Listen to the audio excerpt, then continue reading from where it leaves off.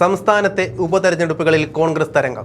ആകെ 3 തദ്ദേശ തെരഞ്ഞെടുപ്പ് വാർഡുകളിലേക്ക് നടന്ന തെരഞ്ഞെടുപ്പിൽ 2 സീറ്റിലും UDF ആണ് വിജയിച്ചത്. ഇതിൽ ഒരു സീറ്റ് CPMന്റെ സിറ്റിംഗ് സീറ്റായിരുന്നു എങ്കിലും ഒരു സീറ്റ് UDF നിലനിർത്തി. ഒരു സീറ്റിൽ LDF വിജയിച്ചതോടെ BJP സംപൂജ്യരായി എന്ന് പറയേണ്ടി വരും. തിരുവനന്തപുരം ജില്ലയിലെ വിഴിഞ്ഞം, എറണാകുളം ജില്ലയിലെ ഓണക്കൂർ, മലപ്പുറം ജില്ലയിലെ പായിപ്പാടം എന്നീ തദ്ദേശ തെരഞ്ഞെടുപ്പുകളിലെ വാർഡുകളിലേക്കാണ് ഉപതെരഞ്ഞെടുപ്പ് നടന്നത്. മലപ്പുറം ജില്ല നമുക്കറിയാം UDF തൂത്തുവാരിയ ജില്ലയാണ്. അവിടെ നടന്ന ഉപതെരഞ്ഞെടുപ്പുകളിലും LDFനെ കുഴിവെട്ടി മൂടാൻ UDFന് സാധിച്ചു. മൂത്തേടം പഞ്ചായത്തിലെ പായിപ്പാടം വാർഡിലേക്കാണ് ഉപതെരഞ്ഞെടുപ്പ് നടന്നത്. ഇവിടെ മുസ്ലിം ലീഗ് സ്ഥാനാർത്ഥി കൊരമ്പയിൽ സുബൈദയാണ് കൂറ്റൻ വിജയം സ്വന്തമാക്കിയത്. സുബൈദ ആകെ 501 വോട്ട് നേടിയപ്പോൾ രണ്ടാമതെത്തിയ സെബീന ടീച്ചർക്ക് 279 വോട്ട് മാത്രമാണ് ലഭിച്ചത്. 222 വോട്ടിന്റെ തിളക്കമാർന്ന വിജയം അവിടെ UDFന് ലഭിച്ചു. ഇവിടെ BJPയുടെ കാര്യമാണ് ഏറെ കഷ്ടം. ആകെ ലഭിച്ചത് വെറും 14 വോട്ട് മാത്രമാണ്. സംസ്ഥാനത്തെ BJPയുടെ ദയനീയ അവസ്ഥ വിളിച്ചു പറയുന്ന ഉപതെരഞ്ഞെടുപ്പിന്റെ ഫലമായിരുന്നു ഇത്. എറണാകുളം ജില്ലയിലെ പാമ്പാക്കുട പഞ്ചായത്തിലെ ഓണക്കൂർ വാർഡിൽ വിജയിക്കാൻ സാധിച്ചത്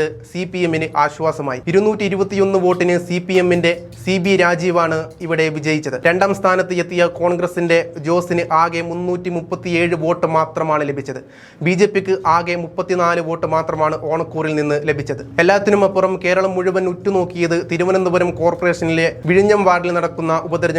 CPM സിറ്റിംഗ് സീറ്റായിരുന്ന വിഴിഞ്ഞം വാർഡ് 83 വോട്ടിന്റെ പിൻബലത്തിൽ കോൺഗ്രസ് പിടിച്ചെടുക്കുന്നതിന് തലസ്ഥാനം സാക്ഷ്യം വഹിച്ചു. ഇതോടെ തലസ്ഥാനത്ത് സുഗമമായ ഭരണം ഉറപ്പിക്കാമെന്ന ചിന്തയിൽ BJP ആഞ്ഞുപിടിച്ചെങ്കിലും കോൺഗ്രസ് ആ സ്വപ്നങ്ങൾ തകർത്തെറിഞ്ഞിരിക്കുകയാണ്. KH സുധീർ ഖാനാണ് ഇവിടെ കോൺഗ്രസ് സ്ഥാനാർത്ഥിയായി മത്സരിച്ച് വിജയിച്ചിരിക്കുന്നത്. ഇതോടെ UDFലെ കൗൺസിലർമാരുടെ എണ്ണം 20ലേക്ക് എത്തി. 2902 വോട്ട് നേടിയാണ് സുധീർ ഖാൻ വിജയിച്ചത്.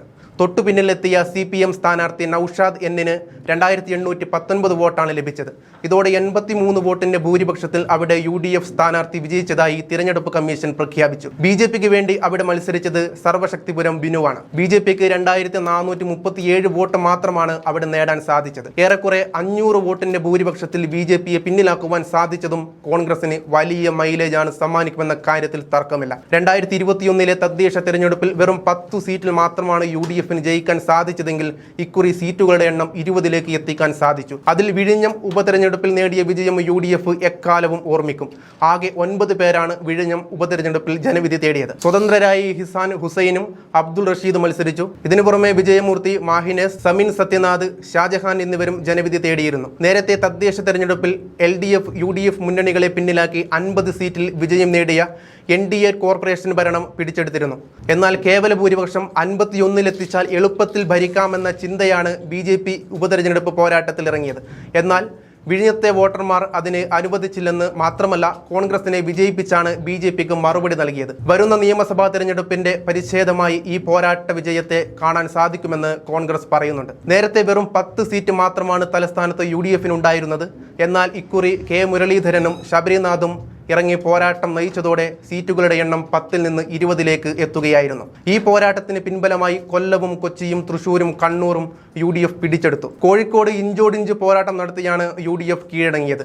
എന്തായാലും സ്ഥാനാർത്ഥികളുടെ മരണത്തെ തുടർന്ന് മാറ്റിവെച്ച തിരുവനന്തപുരം കോർപ്പറേഷനിലെ വിഴിഞ്ഞം, മലപ്പുറം മൂത്തേടം ഗ്രാമപഞ്ചായത്തിലെ പായിപ്പാടം, എറണാകുളം പാമ്പാക്കുട ഗ്രാമപഞ്ചായത്തിലെ ഓണക്കൂർ എന്നീ വാർഡുകളിലേക്കാണ് വോട്ടെണ്ണൽ നടന്നത്.